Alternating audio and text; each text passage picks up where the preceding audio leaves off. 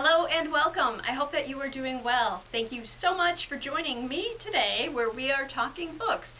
And we're a little later this week with getting this posted, so let's just get right into the books that I read last week. A week in which I read 3 books. Not as many as week 2, but the reading experience was wonderful. My theme for the week was horror books, or books that read like horror. And the 3 I read were Home Before Dark by Riley Sager, Starling House by Alix Harrow, and There's Someone Inside Your House by Stephanie Perkins. So let's start with Home Before Dark by Riley Sager. And yes, it's another Riley Sager book, and yes, I did enjoy it. 25 years ago, Maggie Holt's parents bought their dream home, Bainbury Hall, a Victorian-style estate. The only reason they could afford such a massive estate was that a child had been murdered there the previous year, and there were just no people who were interested in purchasing the house. Maggie was 5 years old at the time. They lived there for 20 days, fleeing at the end of a day. And in the intervening time, the family experienced a series of supernatural events, from doors and drawers that opened and slammed themselves shut, to a chandelier that would turn itself on during the night, to a series of taps that were heard going down the hallway at a certain time every night, followed by a record turning on in the attic. Even more disturbing was Maggie reporting to her parents that she saw 3 ghosts. At least this is what Maggie's father Ewan claimed in his best-selling book, House of Horrors, a book he insisted until his dying day was completely true. Jess, Maggie's mom, always said it was complete nonsense. Maggie, who is 30 years old, does not remember a thing about their time at Bainbury Hall. When Ewan died, Maggie inherited everything he owned, including Bainbury Hall, which she did not realize until that time that her father still owned. Unable to get straight answers from either of her parents, Maggie is determined to uncover the truth at last. To that end, she and her business partner decide to renovate the house and sell it afterwards. Maggie's renovation technique involves getting a feel for the house and building according to that feeling. But she has been warned by both of her parents never to return to Bainbury Hall. Her father telling her repeatedly, never go back there. It is not safe, not for you. It's a completely creepy setup. While she's there, she meets people who appeared in the book, from the reporter who originally reported the family's story about their experiences in the home, to the current police chief who was the officer that the family went to report what was going on, to the woman who worked as their cleaner, and her daughter who was Maggie's friend. No one is happy to see that Maggie has returned. Maggie decides to stay in the bedroom that she had as a child, a bedroom that terrified her. She uncovers the history of the house and more of the troubling things that occurred throughout the years in this house, things her parents weren't even aware of. The story is told from the perspective of Maggie in the present, interspersed with excerpts from her father's book.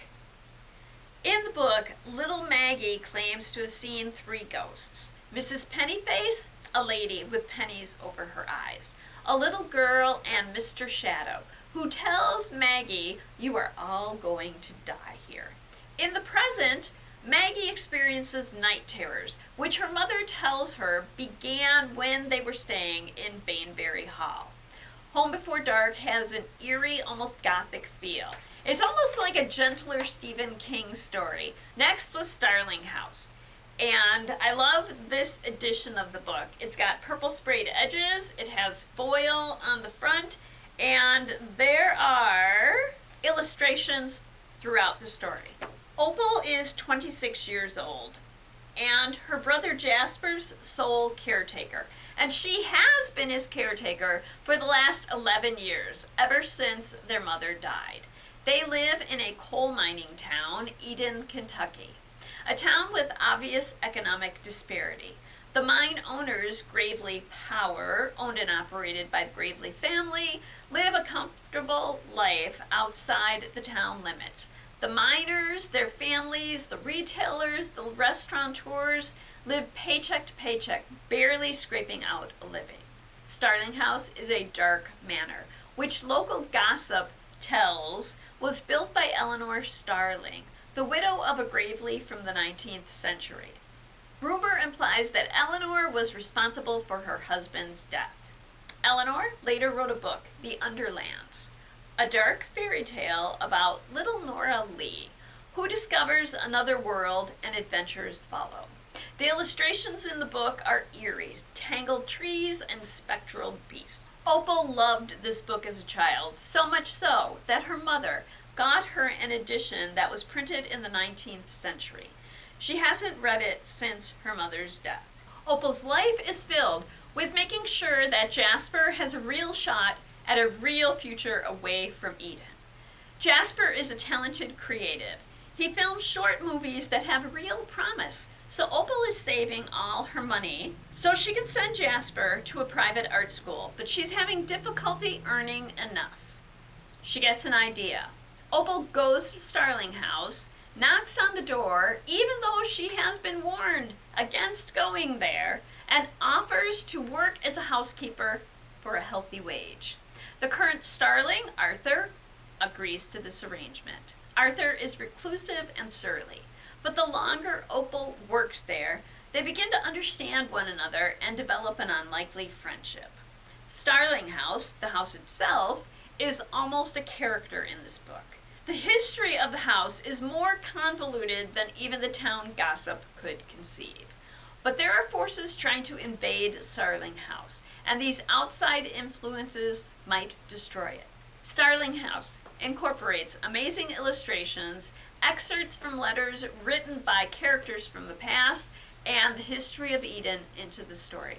The atmosphere is unsettling, with a sense of unease, like the past is lingering, preparing to upset everything. There's also a palatable sense of decay throughout the book that's reminiscent of Edgar Allan Poe's The Fall of the House of Usher. And finally, our YA representative this week is There's Someone Inside Your House by Stephanie Perkins. Makani Young thought she'd left her past behind in Hawaii. She now lives in Nebraska with her grandmother, who her mom insists needs someone to help her. Makani feels like being there is a punishment, but she has to admit her mother might have a point about her grandmother. Makani finds cupboards and drawers left open in the kitchen all the time, and her grandmother does not remember doing it.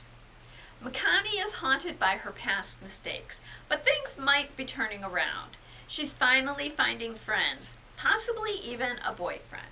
Then everything is in question. One classmate is discovered dead, and then another. Who's responsible and who is next? No one knows who they can trust.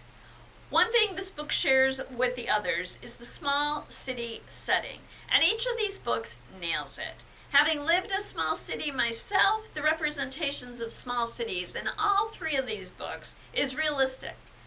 From the gossip, to the economic disparity, to being the odd one out if you're a newcomer to town.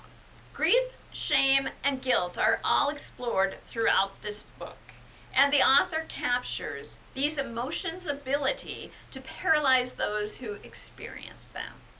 And there we are. I hope that you enjoyed Summerween Week 3 and that you'll join me again next week for our final Summerween video, when we'll be focusing on retellings.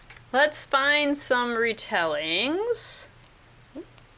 There's one.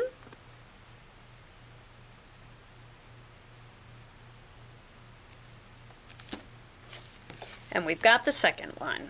So we are going to start with two books. They're both YA this time.